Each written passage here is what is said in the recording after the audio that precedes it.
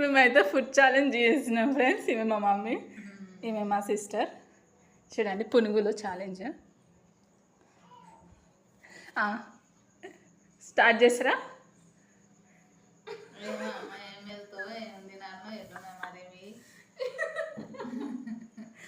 తినండి,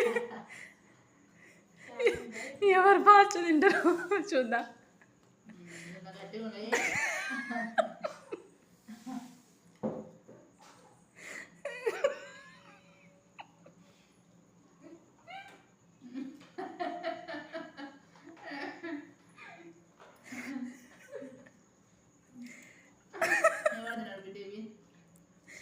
అమ్మ తిను.